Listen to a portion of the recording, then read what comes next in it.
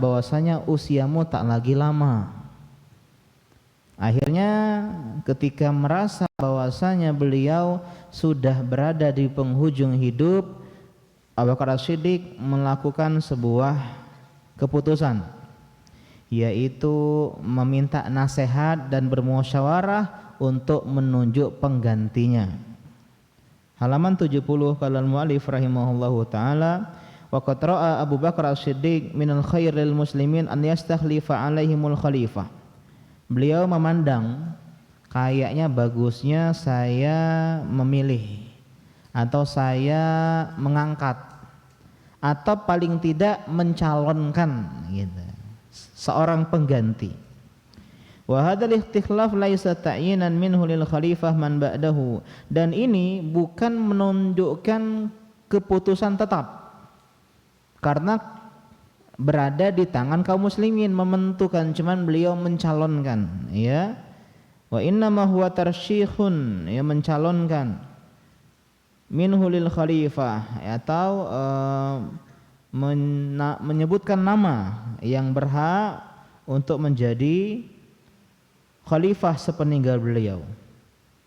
Wal amru lil muslimin man ba'dahu, adapun keputusan final yang fiksnya di tangan kaum muslimin. Wa imma an yakhtaru man rasahahu khalifatan wa yubayyi'uhu wa imma an yarfaduhu wa yakhtaru ghairahu. Jadi kaum muslimin punya dua opsi. Yang pertama, membaiat pemimpin yang ditunjuk oleh Abu Bakar As-Siddiq, ya, calonnya, nominasinya bahasa kita sekarang, atau mereka bisa menolak nominasi dari Abu Bakar As-Siddiq dan memilih orang lain. Ya, anal khalifah la tatimmu lahul khilafah illa ba'da mubayyatil muslimin lahu, karena yang menjadi tolak ukur pengangkatan pemimpin baiat kaum muslimin, bukan cuma penunjukan. Wa qad dzakara al-muwarrikh Izzuddin Ibn Asir fi kitabih Al-Kamil fi Tarikh khulasatan nafi'atan istikhlafi Umar min qibali Abi Bakar Siddiq radhiyallahu anhuma. Disebutkan oleh seorang ahli sejarah Izzuddin Ibn Asir, dikenal Ibnul Athir, dalam kitabnya Al-Kamil fi Tarikh, kesimpulan tentang pembaiatan Umar bin Khattab dari sisi Abu Bakar As-Siddiq. Jadi Abu Bakar As-Siddiq ketika beliau sakit, beliau mulai meminta saran, masukan, ide, gagasan, bermusyawarah dengan sahabat, kira-kira bagus enggak kalau saya menunjuk Umar bin Khattab. Walamma nazala bi Abi Bakar As-Siddiq al-maut da'a Abdurrahman ibn Auf. Orang pertama di antara yang beliau minta pendapat adalah Abdurrahman bin Auf. Faqala lah akhbirni an Umar. Ya, wahai Abdurrahman, jelaskan gimana sosok Umar bagi dirimu. Faqala Ibnu Auf innahu afdalu min ra'yika fih. Wahai Abu Bakar Siddiq, Umar itu lebih baik dari pendapatmu terhadapnya, gitu. Jadi sehebat apapun kamu memuji Umar, Umar itu lebih baik daripada pujian tersebut. Sebaik apapun prasangkamu kepada Umar, Umar lebih baik dari apa yang engkau prasangkakan. Illa annahu fihil ghidhah, tapi beliau tidak sempurna. Beliau punya sifat keras. Ya, punya sifat apa? Keras. Qala Abu Bakar al-ghidhah lati fihi li'annahu yarani rafiqan. Kata Bakar Siddiq, beliau itu keras karena, ya, beliau melihat aku nih orang yang lembut, aku ini remnya, jadi beliau terpaksa mengambil tugas sebagai gas. Karena kalau mobil direm terus, nggak ngegas, nggak maju-maju. Makanya di sebuah lembaga pendidikan bagus kalau ada rem, ada gas. Ustadz Hidayatullah rem, maka perlu seorang gas. Terpaksalah saya jadi gas di sini, gaspol. Jadi begitu juga pemimpinan Umar ibn Khattab dan Abu Bakar ini. Abu Bakar orangnya lembut, santun, ia mengambil keputusan dengan bijak. Dibutuhkan seorang penasehat seperti Umar ibn Khattab yang punya, ya, terobosan, yang punya saran seperti kisah ditulisnya mushaf, ya enggak? Itu saran dari Umar bin Khattab, gas, kayaknya kita harus gas nih Abu Bakar. Kenapa? Karena banyak para ahli Quran yang meninggal. Kalau kayak gini terus nanti Al-Quran hilang. Ayo kita gas untuk dikumpulkan Al-Quran menjadi mushaf yang satu, gitu loh. Ya. Dan saya pun kalau ada ustadz lain yang sudah marah, saya nggak marah. Ustadz lain udah hukum, misalnya santri TD dipanggil oleh Ustadz Hidayat, Ustadz Taufik, udah diberi nasihat, beri hukuman, saya nggak lagi ngasih hukuman. Kenapa? Karena sudah mencukupi hal itu. Tapi ketika ustadz lain tidak menghukum kedisiplinan santri ibadah, nah maka disitulah saya mengambil tindakan karena mencari tempat yang kosong, tempat yang lowong. Karena tidak ada sebenarnya seorang yang pengen keras terus itu nggak ada sebenarnya. Ada kadang keadaan yang memaksa demikian. Kalau disuruh milih antara yang mana, ya lebih lemak jadi rem. Ya, hati tenang, hati damai. Ya, masa bodoh misalnya dalam tanda kutip yang nggak baik, ya meskipun bukan arti yang rem itu masa bodoh, enggak. Cuman kalau lebih tenang-tenangannya seperti itu. Tapi ada sebagian yang memang tanggung jawabnya ia ditunjuk menjadi ya seperti Umar bin Khattab yang perlu ketegasan, perlu kekerasan. Walau afdal amru ilaihi wa sara khalifah la taraka katsiran minal ghilzah allati fi. Nah, kata apa? Kata Abu Bakar Siddiq, seandainya beliau nanti jadi khalifah, saya percaya beliau tidak akan sekeras itu. Nah, gitu. Ya keras karena kesantrian, keras karena kedisiplinan. Ketika dia jadi pemimpin, ya mungkin dia akan lebih bijak dan lebih matang dalam mengambil keputusan.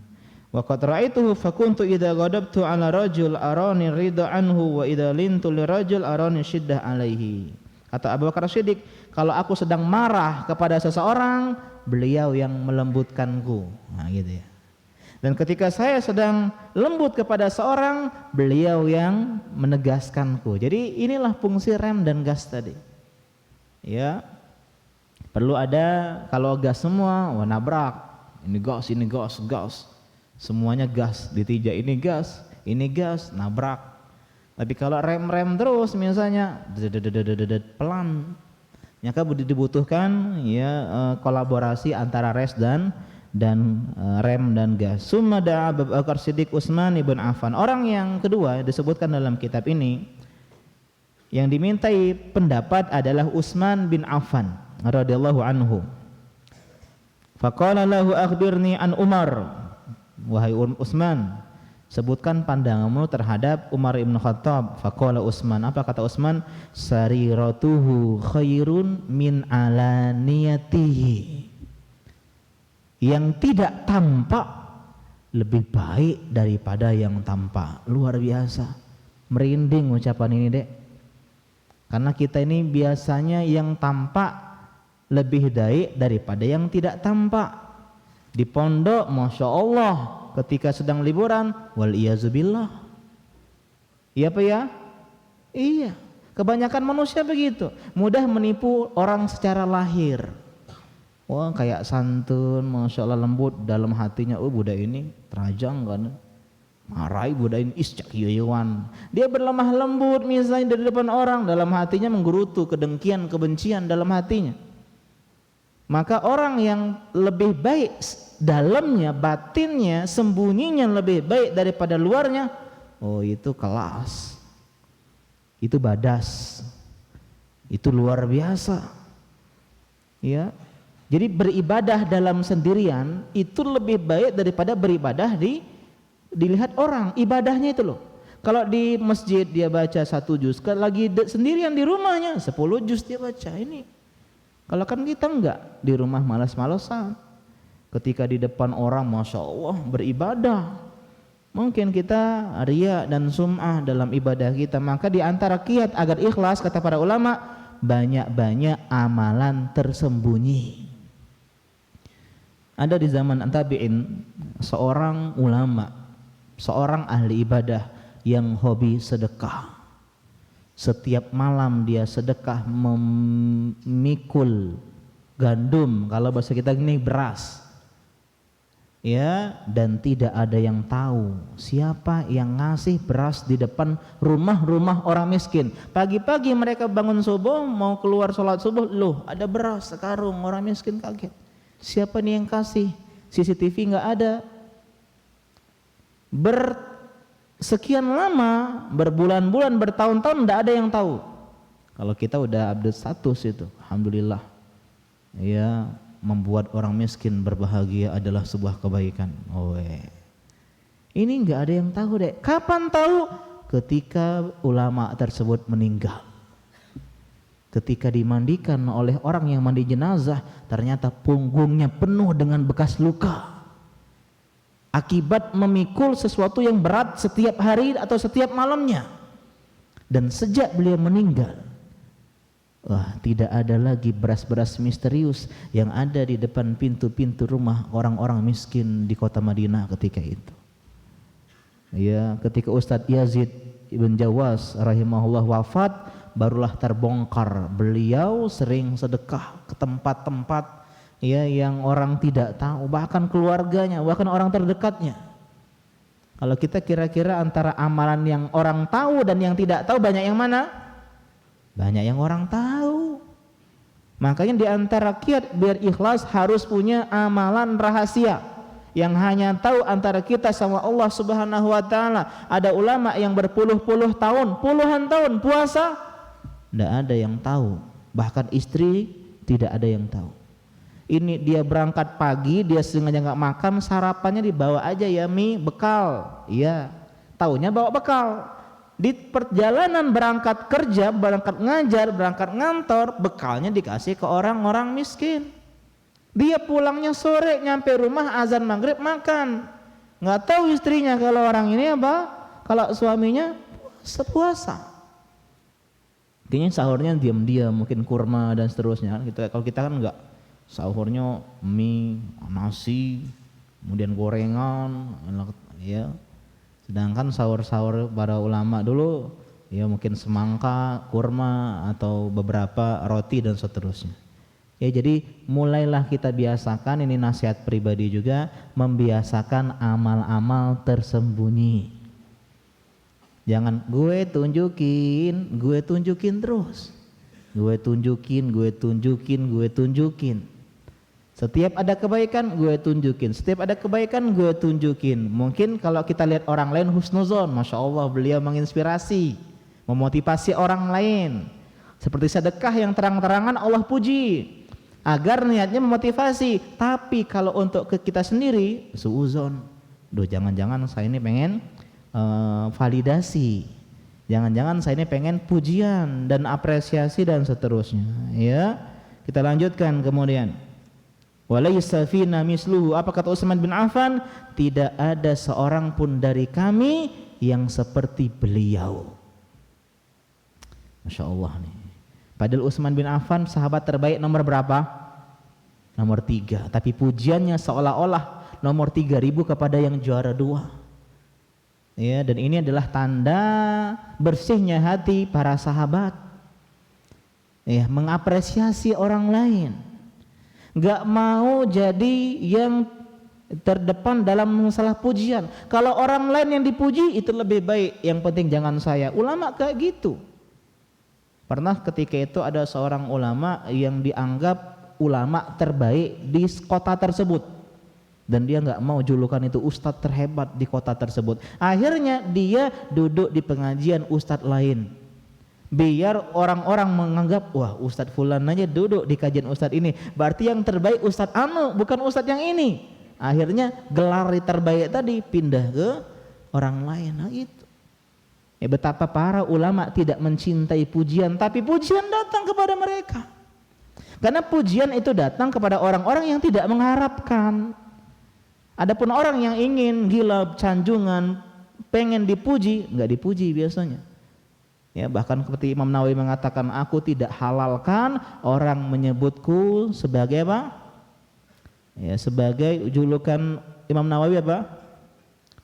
Muhyiddin, yang menghidupkan agama. Itu gelar umat untuk beliau, enggak dihalalkan. Aku enggak ridho, kata beliau.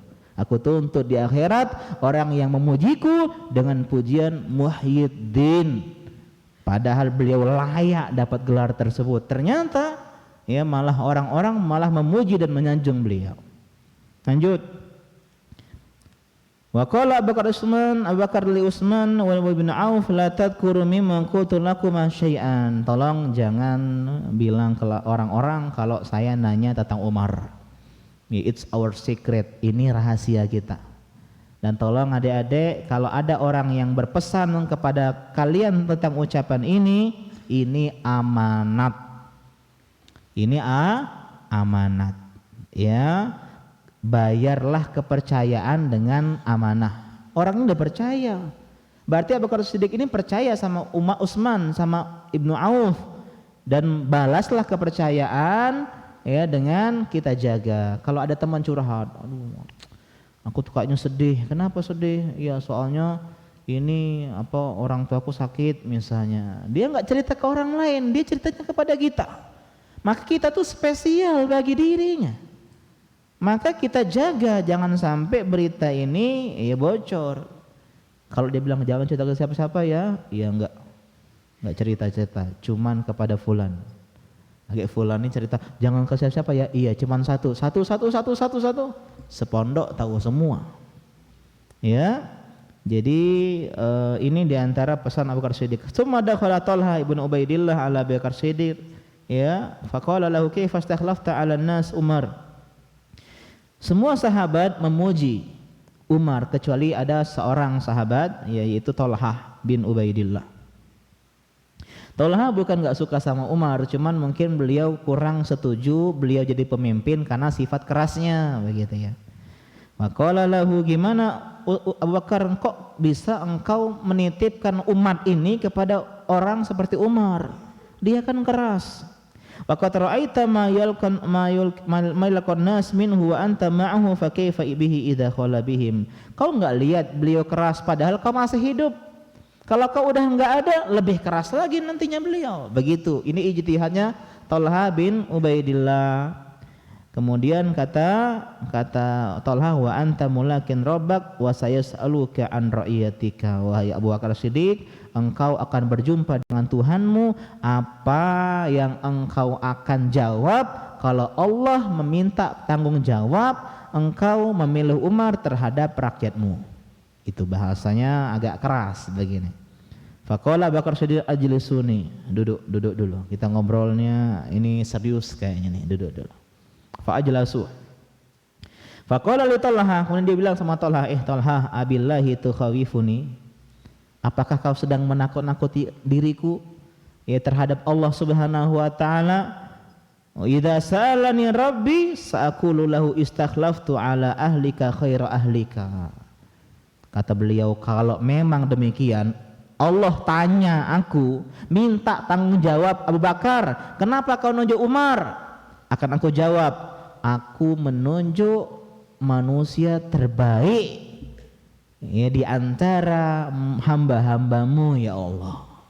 Karena ketika beliau wafat, manusia sahabat terbaik, dan ini ijma para ulama, para sahabat ketika itu adalah Umar ibnul Khattab. Adapun sifat keras dan tegasnya, nobody is perfect, tidak ada sosok yang sempurna, tak ada gading yang Gen Z ini tidak hobi peribahasa ya. Kalau saya waktu SD itu hobi peribahasa.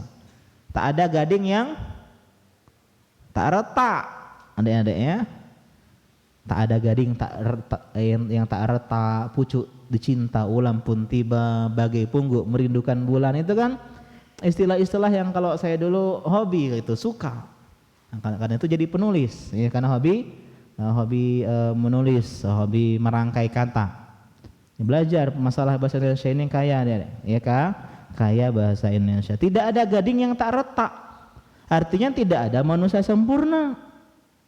Kalau pengen cari orang yang sempurna, teman yang sempurna, siap-siap hidup tanpa teman. Kalau pengen mencari orang tua yang sempurna, siap-siap tidak punya orang tua.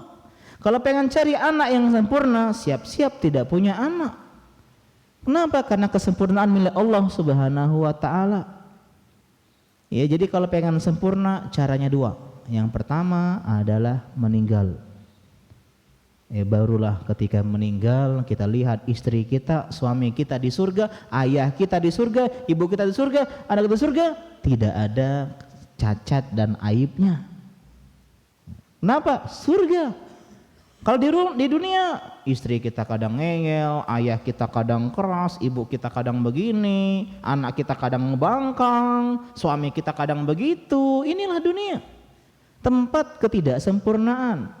Maka tidak bisa alasan Tolha kalau beliau tidak sempurna jadi alasan nggak jadi apa pemimpin. Karena pemimpin kan bukan soal kesempurnaan, tapi kepemimpinan adalah soal yang terbaik. Dan semoga kesalahan yang dia lakukan ditutupi oleh kebaikan. Ya, wa atbi sayyi'atal hasanah tamhuha, dan iringilah kesalahan dengan kebaikan. Niscaya kebaikan tersebut bisa menghapus kesalahan tersebut. Ya, makanya kalau misalnya ngelihat kakak musyrik berbuat salah, atau misalnya ustadz berbuat salah, teman buat salah, lihat kebaikan dia banyak ada. Ya mungkin baru inilah aku di Mareka Musrib selama 1 semester ini dia tidak pernah marah. Alhamdulillah. Ustadz misalnya marahi santri TD misalnya, ya selama 1 semester ini berapa kali Ustadz ini marah? 1, 2, 100 enggak ya? 2 misalnya 3 kali. Berarti lebih banyak hari-hari yang dijalani dengan senyum, tawa, ya bercanda di kelas, belajar bareng. Jadi jangan sampai konsep kita kesalahan apa karena nila, nah nggak tahu lagi ya, karena nila setitik rusak susu sebelanga. Karena kesalahan yang sedikit, wah nggak pantas jadi pemimpin. Umar kenapa dia keras begini enggak. Maka karena itulah Abu Bakar Siddiq meluruskan pemahaman Thalhah bin Ubaidillah dalam masalah ini. Ya, dan kita bahas tadi bahwasanya amanat ini butuh orang yang kuat, tidak sembarangan adik-adik. Bukan setiap orang berilmu, setiap ustadz bisa jadi pemimpin, belum tentu. Ya, kata Ustadz bin Hudair memuji Umar, tidak ada yang lebih kuat, lebih tangguh untuk memikul jabatan sebagai pemimpin daripada Umar, gitu. Mungkin secara hadis lebih banyak Abu Hurairah, enggak lebih jago perang, mungkin Khalid bin Walid lebih jago perang, tapi untuk jadi pemimpin butuh sesuatu yang effort lebih luar biasa. Pemimpin itu harus jadi teladan dalam segala hal. Ya, karena itulah Ustaz Hidayatullah jarang dia terlambat ngajar. Pemimpin harus jadi qudwah, contoh.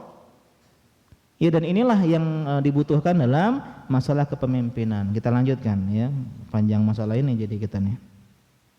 Kemudian beliau da'a Abu Bakar Utsman radhiyallahu anha wahdah liyaktuba kitab al-istikhlaf. Kemudian beliau panggil Utsman bin Affan untuk mencatat surat wasiat Abu Bakar Siddiq yang menominasikan Umar sebagai pemimpin setelah beliau. Faqala li Utsman uktub. Utsman tulis. Apa yang pertama kali ditulis kalau bikin surat adik-adik? Bismillah. Kalau ceramah hamdalah. Ya, innal hamdalillah alhamdulillahil alamin. Kalau menulis surat ya bukan chatting. Kalau chatting itu seperti percakapan, seperti nelpon. Assalamualaikum kalau chatting. Assalamualaikum, apa kabar Ustaz, begitu. Ini ada undangan, saya mau nikah, Masya Allah. Ya, pagi tadi saya menghadiri pernikahan santri saya di Zadul Ma'ad Palembang. Tidak terasa dari SMP kelas 1 ya. Kemudian saya ajar SMA, udah tamat, kemudian dia kuliah ke Jember, berapa semester, udah nikah.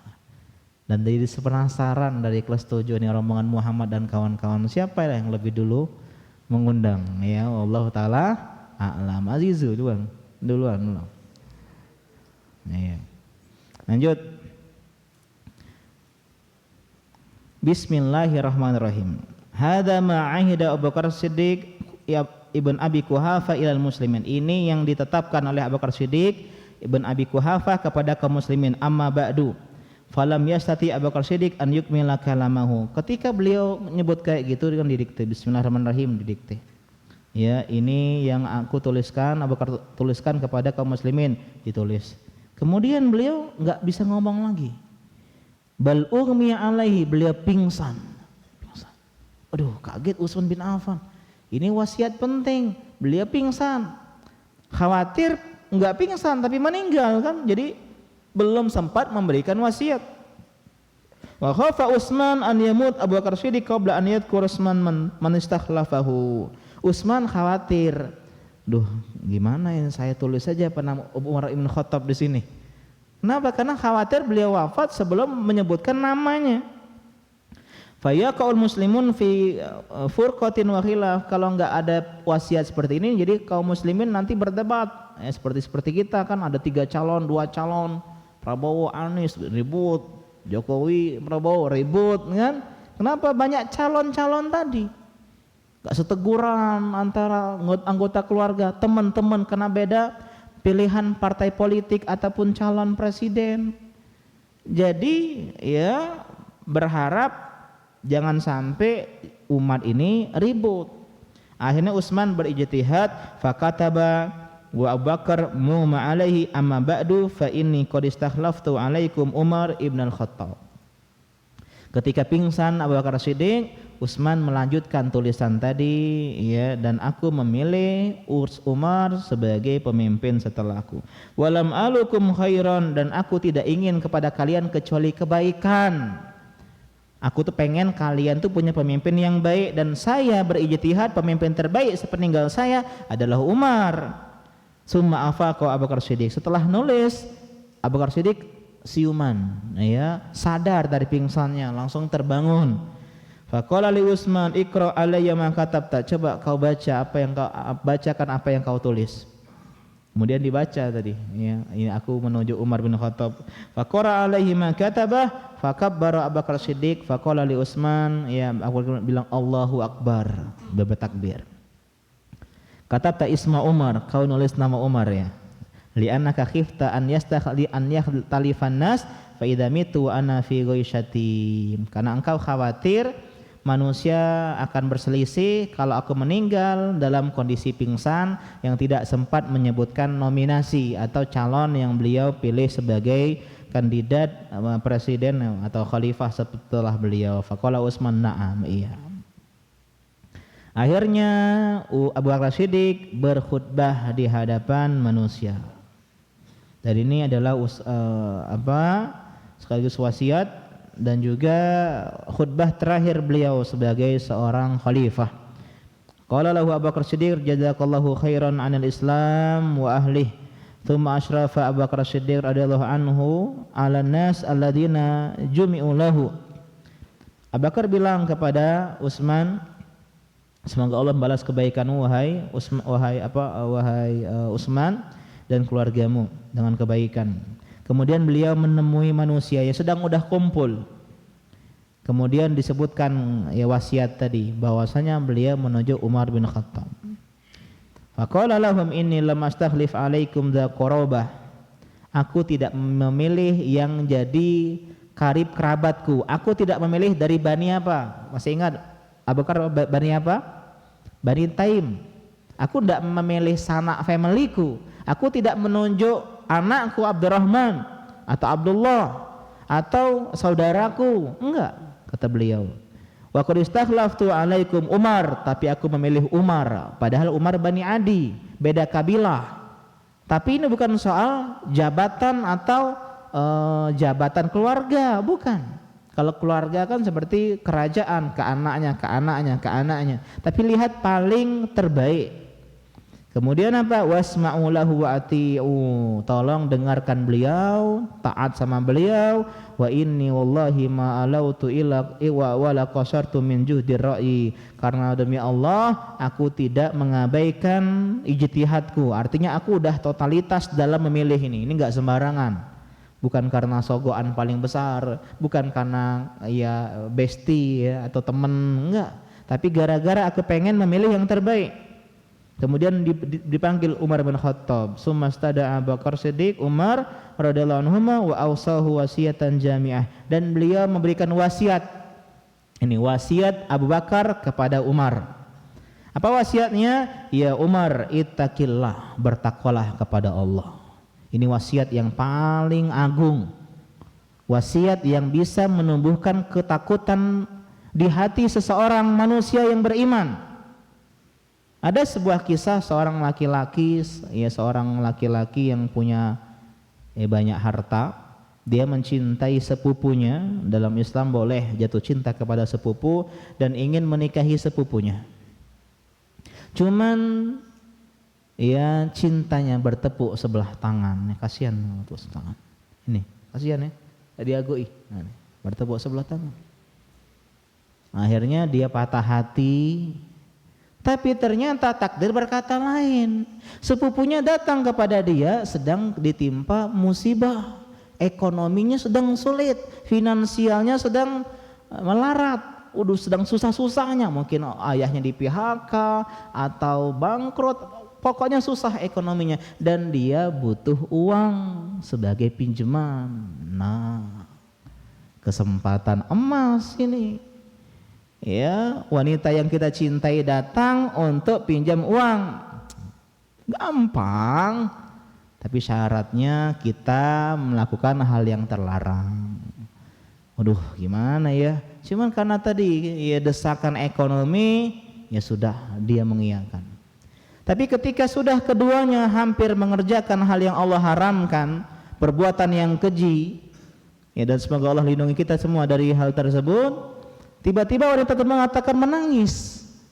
Dia mengatakan, ittaqillah, takutlah engkau kepada Allah, wala ta'khud, ya, jangan engkau ambil cincin ini, cincin bahasanya, illa bihaqqih, kecuali dengan cara yang benar yang Allah ridhoi. Maksudnya pernikahan. Ya, dan lihatlah laki-laki yang punya iman. Ya, kalau kita diam kau, enggak gitu. Ya, dosa macam ngomong-ngomong apa? Ya, butuh duit kan kau? Gitu. Ini langsung takut, astagfirullahaladzim. Iya. Padahal tidak ada yang melihat, tidak ada yang tahu. Tapi Allah yang maha melihat tahu. Akhirnya dia langsung mengurungkan niat tersebut. Kemudian dia bilang, pergilah engkau wahai sepupuku, dan uang tadi nggak usah pinjaman, nggak usah pinjaman. Uang itu ambillah, ya, dan uangnya nggak sedikit nominalnya, jutaan. Ambillah, nggak usah kau kembalikan. Dan ini adalah kisah salah satu seorang yang apa? Yang apa ini? Terjebak dalam gua, ya kan? Ya, jangan lupa kisah-kisah yang orang-orang soleh.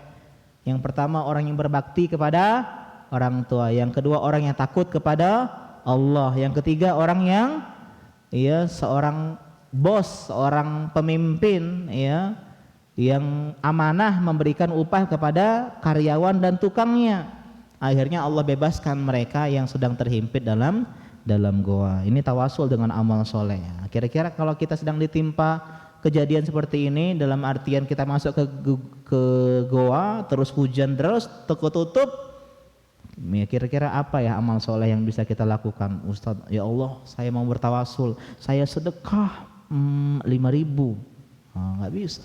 Saya pernah sholat malam 1 jam, ya Allah, jadi makmum, ya, sholat tarawih, itu pun berutuan, alif lam mim, langsung batuk. Apa kalau imamnya, inna a'tainakal kautsar, imam favorit, langsung. Ya, ternyata kita terpaksa sholat 1 jam. Tolong adik-adik, kita punya amal soleh andalan yang orang tidak tahu, yang bisa jadiin tawasul.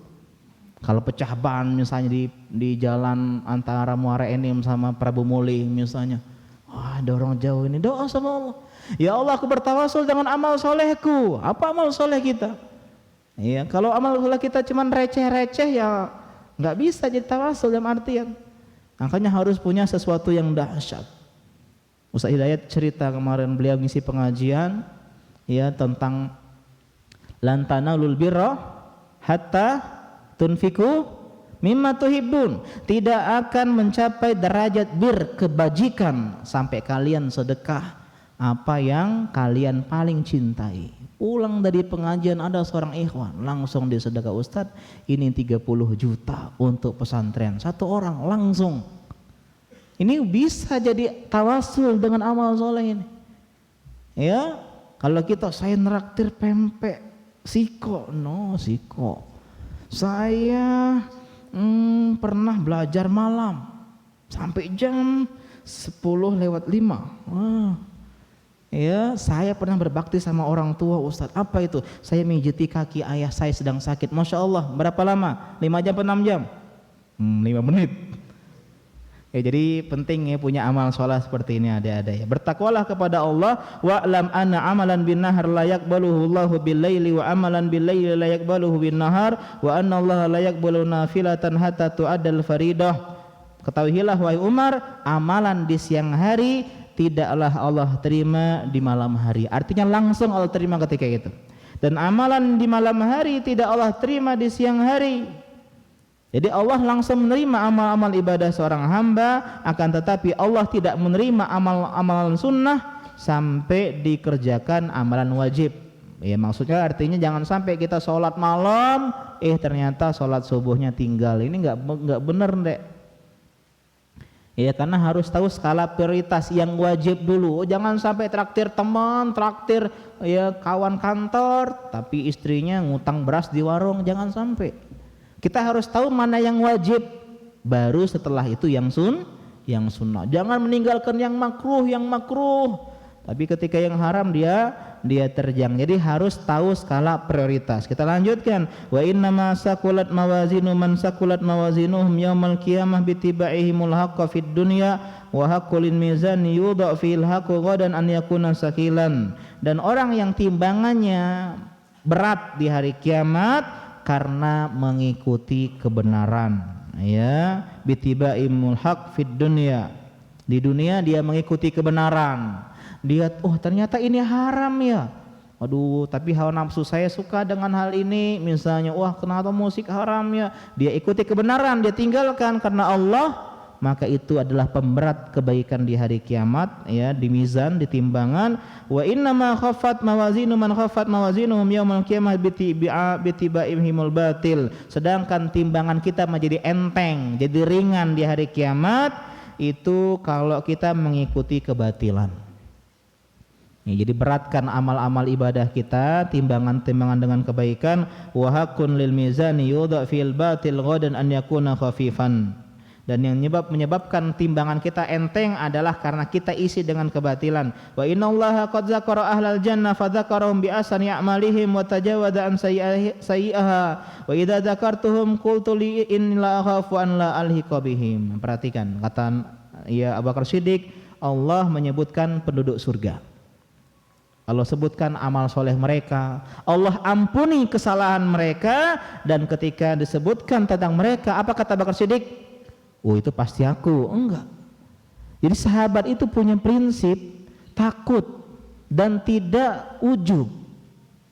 Kalau dikatakan kalau ada satu orang yang masuk neraka dari sahabat, apa kata Umar? Jangan-jangan itu diriku. Ya, kalau dibilang di Al-Madinah, santri Al-Madinah semua masuk surga kecuali satu. Kira-kira hore, langsung hore kita. Ada nggak yang ya Allah jangan-jangan aku satu itu? Ini Abu Bakar Siddiq mengatakan bisa jadi aku bukan bagian dari mereka. Bisa aku khawatir aku tidak termasuk mereka. Subhanallah. Abu Bakar yang imannya mengalahkan iman penduduk bumi, khawatir tidak menjadi golongan penghuni surga. Sedangkan kita amalannya cemen. Tapi pasti masuk surga. Saya ini kan mondok di Al-Madinah 5 jam belajar setiap hari jamaah, sholat sunnah, ya, kemudian aku menghafal Al-Quran sekian belas juz, menghafal hadis arba'in dan hadis-hadis yang lain. Ceto aku ini. Aku kan juara 1, aku kan santri teladan. Belum tentu deh. Karena yang dilihat adalah ending hidup kita nanti. Bisa jadi kita sekarang banyak amal soleh, tapi tua nanti belum tentu. Makanya saya selalu sama bapak-bapak, ya kakek-kakek, masih semangat pengajian, ya, dan itu sebuah privilege loh. Ya, kalau anak-anak muda ya wajar santri-santri mau belajar agama, ya terpaksa harus mondok. Tapi orang-orang yang tua yang harusnya menghabiskan waktu dengan cucu-cucunya di rumah, ya masa pensiunnya, ini malah ngegas sana ngegas sini untuk hadir ke pengajian, luar biasa. Dan saya selalu kagum kalau di Palembang ngisi jenggot putih-putih duduk. Ya saya salut sama mereka. Kenapa? Karena mereka ini bisa istiqomah sampai di masa senja mereka, dan itu bukan sesuatu yang mudah. Jangan dianggap wajar lah Ustadz kati gawe lagi dia udah nyari ini lah, sudah dana pensiun lah, sudah susah deh. Banyak orang kita lihat semangat pengajian muda ketika tuanya hilang di pengajian. Tabligh akbar pun kadang tidak datang. Maka bersyukur sama Allah Subhanahu wa taala kalau di masa tua kita masih istiqomah dalam ketaatan dan kebaikan. Kita lanjutkan. Wa inna Allah ta'ala qad dzakara ahlan nar fa dzakarum bi su'i a'malihim wa rada 'alaihim ahsanaha fa idza dzakartum qultu inni la arju an la akuna ma haula. Ya, ketika Allah sebutkan penghuni neraka, Allah sebutkan keburukan mereka dan Allah hapus, Allah tolak kebaikan mereka, apa kata Abu Bakar Siddiq? Aku khawatir termasuk golongan mereka, dan semoga enggak. Semoga enggak. Bukan, wah pasti bukan aku itu. Oh, narasumber. Inilah yang menjadikan orang-orang itu tawadu, rendah hati, low profile, para sahabat, para ulama. Karena mereka itu enggak ada ujub deh. Amal soleh kita oke banyak, tapi yang diterima? Innama yatakabbalallahu minal muttaqin. Allah hanya menerima amal-amal orang yang bertakwa. Kita bertakwa belum tentu. Ustaz, aku sudah tobat dari dosaku. Iya, engkau bertobat dari dosa, pasti terima tobatnya? Belum tentu. Ya, jadi apa yang mau kita sombongkan? Ya, kalau bukan karena amanat ilmu mungkin tidak mau dakwah, karena mungkin ngerasa banyak kekurangan. Ya, tapi ada mungkin pahalanya di sini. Ya, mungkin bagiannya diambil andil di sini. Kita lanjutkan. Kemudian wadzalika liyakuna 'abdu thayyiban rahiban. Inilah diantara kata beliau seorang hamba harusnya harap-harap cemas. Nah ini dek, ibadah yang bagus. H2C. Apa H2C? Harap-harap cemas. Berharap masuk surga, cemas masuk neraka. Berharap diampuni, cemas kalau enggak diampuni. Berharap pahala kita diterima, amal soleh kita, cemas kalau enggak diterima. Sehingga kita enggak ujub tapi enggak putus asa. Jangan ya Ustaz lah, aku ini banyak dosa sudah. Ya sudah tidak mungkin lagi aku ini terima Allah. Aku sudah begitu kotor. Engkau suci, aku penuh dosa. Aku enggak lagi mau ke masjid ke pengajian. Ngapa? Akulah banyak dosa nih, aku dosa besar aku. Nah ini salah juga.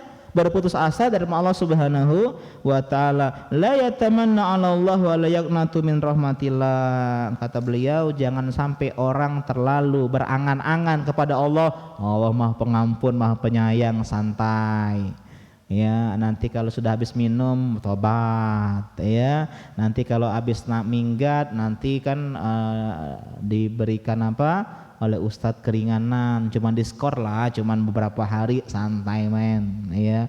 Ini juga manusia, kita kalau dipanggil ustadz kita bilang wajarlah manusia, ya. Tempat salah dan lupa, bukan nabi boy, misalnya. Mereka udah pukul misalnya. Jadi intinya apa? Intinya orang harus harap-harap cemas. Kemudian kata beliau, fa in anta hafita wasiyati fala yakun ghaibun ahaba ilaika minal maut wa huwa atika. Kalau engkau menjaga wasiatku wahai Umar, tidak ada hal yang paling kau cintai dibandingkan kematian. Dan inilah di antara harapan orang-orang soleh dek, pengen segera meninggalkan dunia. Para sahabat sering ngomong seandainya minta berdoa mati tidak dilarang, pasti aku berdoa minta mati. Tapi kan dilarang oleh Nabi SAW. Kalau ada cara halal untuk mati, aku pilih cara itu. Ada cara halal untuk mati? Nggak ada.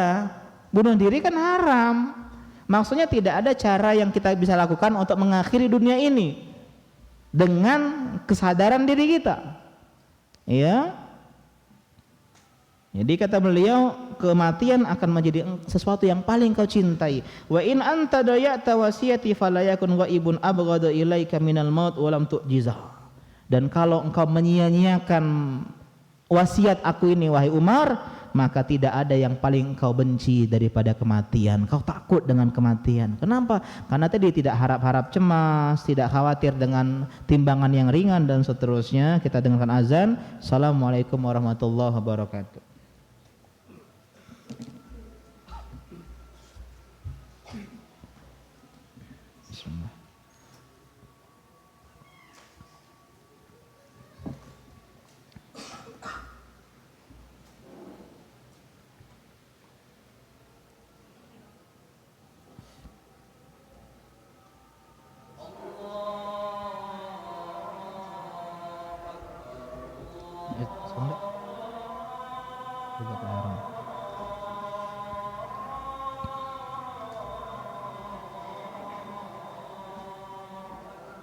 Allah. Allah.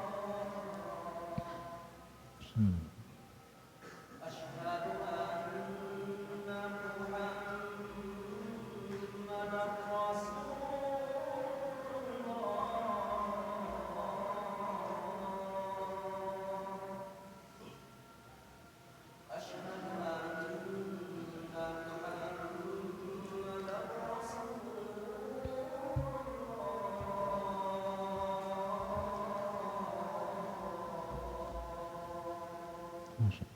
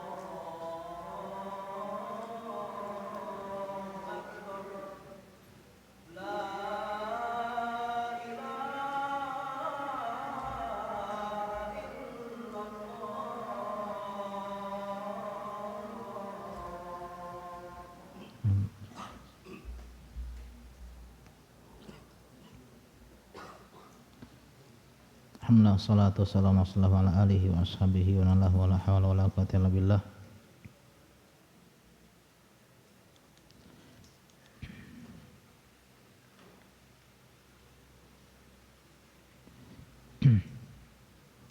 Kemudian kita lanjutkan sekarang detik-detik wafatnya Abu Bakar As-Siddiq radhiyallahu taala anhu. Walamma kana Abu Bakar yahtadir itu udah menjelang kematian.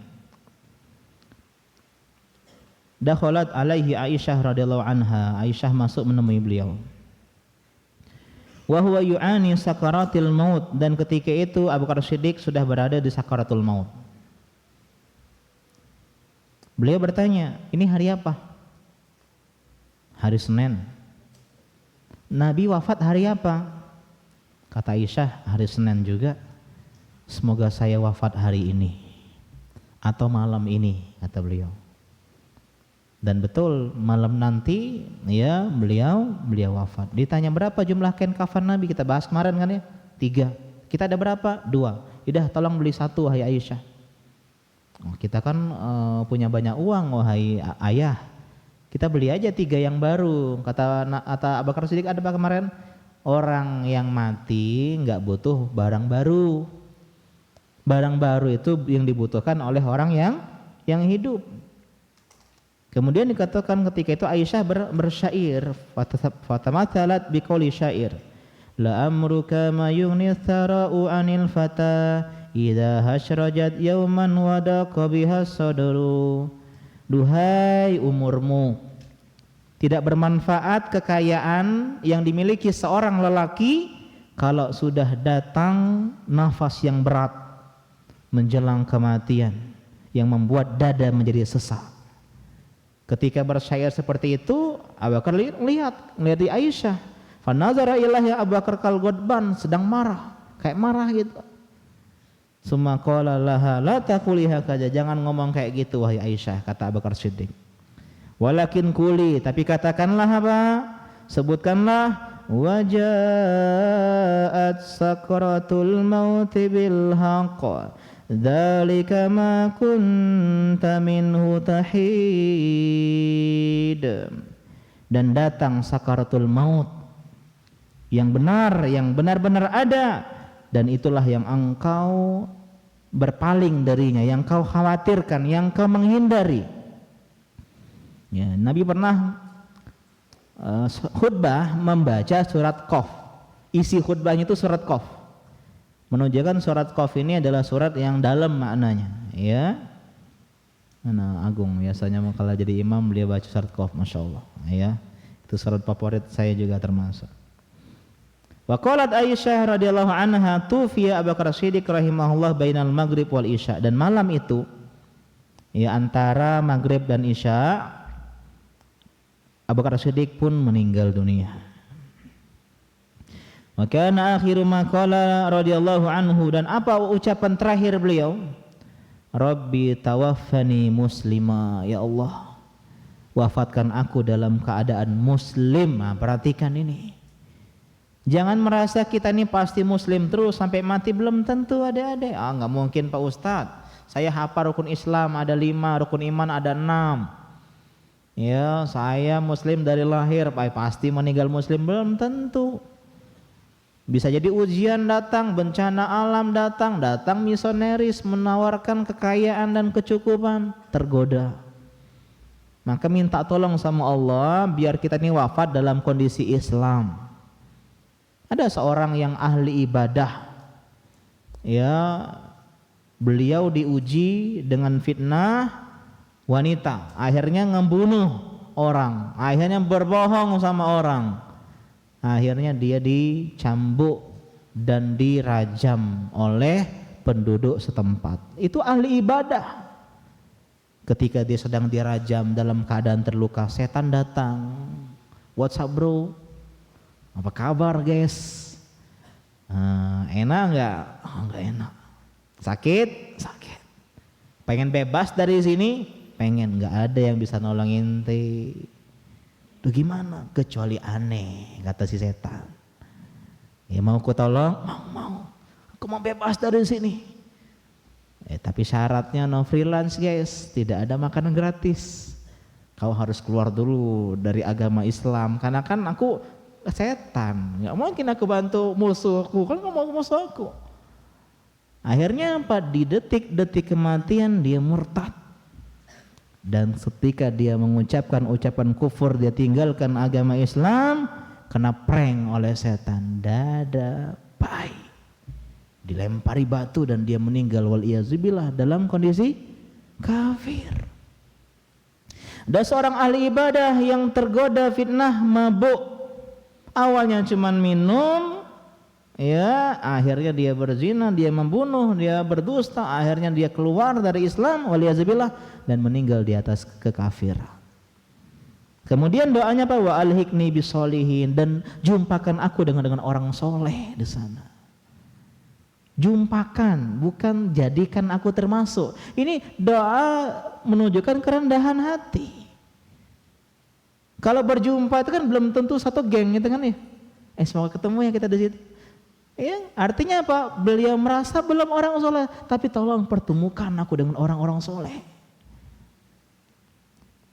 Walamma tufiya, dan beliau pun meninggal dunia dalam kondisi yang terbaik, ya, sebagai seorang pemimpin, orang yang beriman pertama kali dengan Nabi SAW.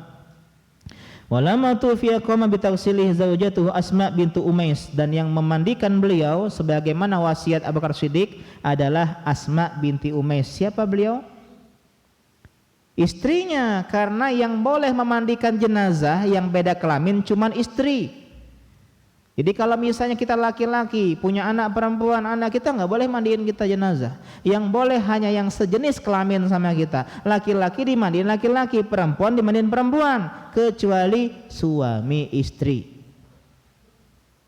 Ya, Asma binti Umais, istrinya Abu Bakar Siddiq, memandikan beliau.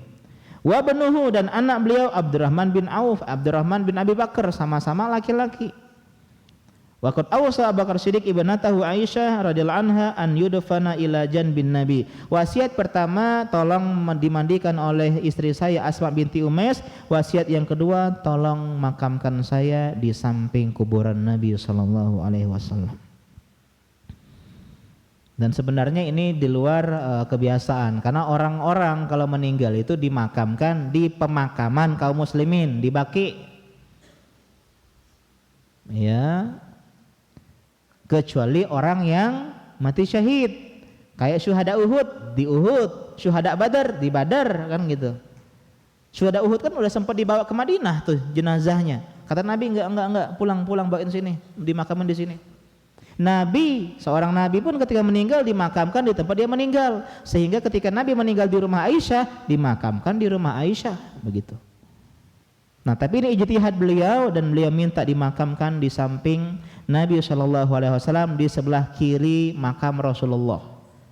Ya, kalau misalnya orang sholat, ya kita sholat berdua, ya sebelah kiri, enggak sebelah kiri, ya sebelah kiri Nabi. Jadi kuburan Nabi SAW itu, ya rumah beliau, rumah Aisyah itu Nabi menghadap ke kiblat. Contoh ini misalnya ini masjid Nabi ya, itu ini rumah Nabi. Nah, Nabi itu kepalanya di sini, kakinya di sana, gitu loh. Kepalanya di sini, kakinya di sana, dan menghadap ke kiblat. Nah, Abu Bakar di belakangnya, di sebelah kirinya, kiri itu ya berarti ya, di sebelah kiri. Jadi lebih jauh lagi.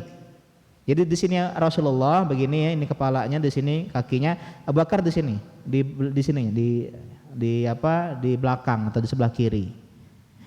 Sejajar dengan pundak Nabi, enggak lurus. Sejajar dengan pundak Nabi, ya. Falamma tufiya hafaru lahu qabra bi janibi qabrin Nabi. Mereka menggali kuburan di samping kuburan Nabi, ya. Dan jadikan kepalanya di pundak Nabi dan sedikit dimundurkan.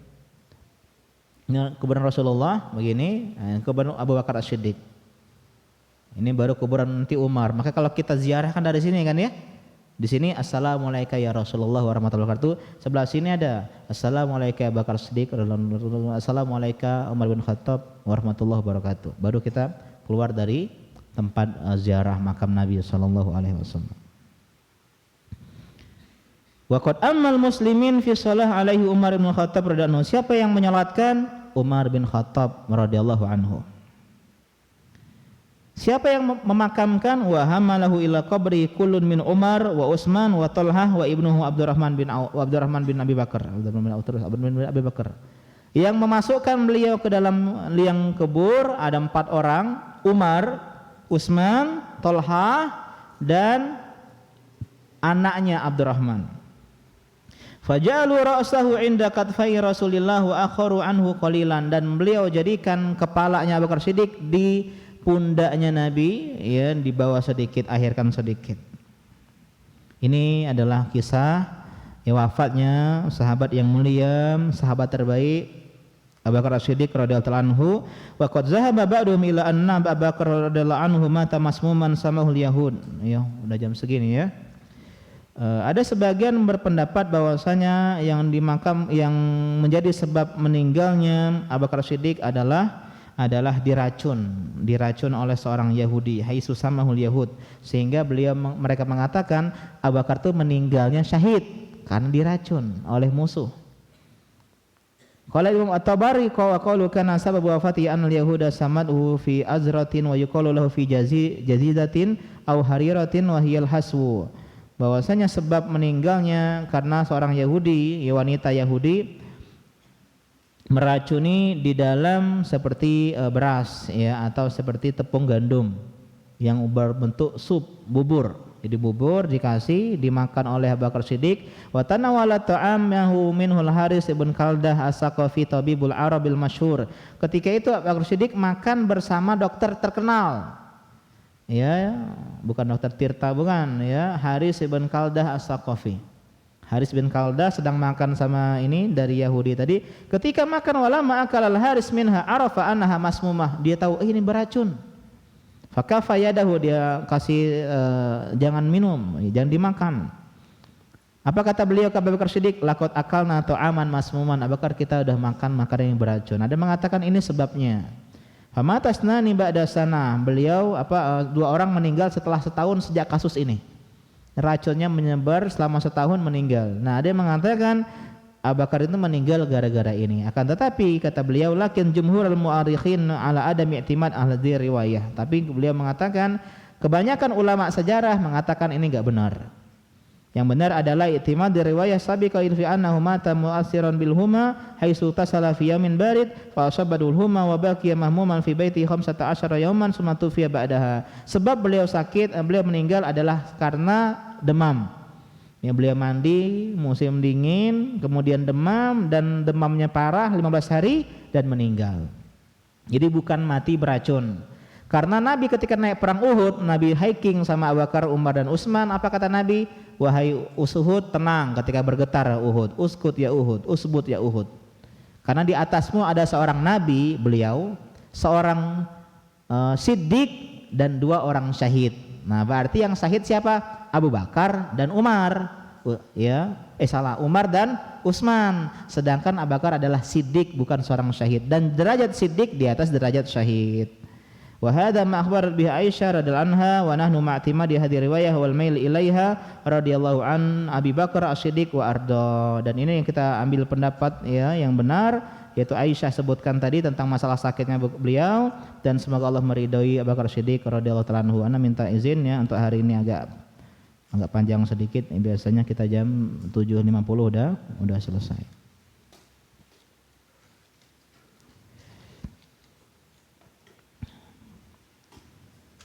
Ini di luar tema nih ya.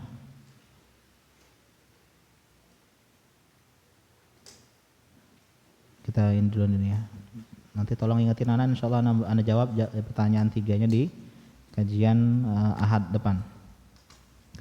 Ustadz kan tadi berbicara tentang tidak boleh minta mati atau meninggal. Terus kenapa Abu Bakar berbicara semoga saya meninggal pada hari Senin? Iya. Hari ini maksudnya ya. Jawabannya ya, bukan Abu Bakar minta mati, tapi minta meninggal dalam hari gitu loh. Kalau kondisi boleh, contoh kayak Umar, aku pengen meninggal syahid, nah gitu kan ya. Saya pengen meninggal sedang kajian misalnya, kan itu boleh. Jadi bukan minta matinya, minta kondisinya. Yang nggak boleh, ya Allah mati kelaku hari ini, ya Allah mati kelaku nih, aku tidak tahan lagi. Nggak boleh minta kematian kecuali dalam satu kondisi, ketika khawatir tertimpa ujian dalam agama. Contoh, Dajjal lah keluar, ya Allah mati kebiaku, ya Allah aku takut ketemu Dajjal, takut tergoda, nah gitu boleh. Atau di kondisi yang seandainya sakit keras dan dia khawatir sakit tersebut itu memberikan keburukan, maka boleh doanya begini, kalau sembuh itu lebih baik sembuhkan aku, tapi kalau meninggal lebih baik maka mewafatkanlah aku, itu boleh. Kalau dibilang lebih baik begitu, sakit keras sebulan misalnya, doa ya Allah kalau emang terbaik aku meninggal ya wafatkanlah diriku, maka itu boleh. Ya, itu kondisi-kondisi yang membolehkan seorang minta kematian. Demikian pengajian kita pada malam hari ini. Ya, saya mohon maaf atas segala kekurangan. Subhanaka Allahumma bika asyhadu an la ilaha illa anta astaghfiruka wa atubu ilaik. Assalamualaikum warahmatullahi wabarakatuh.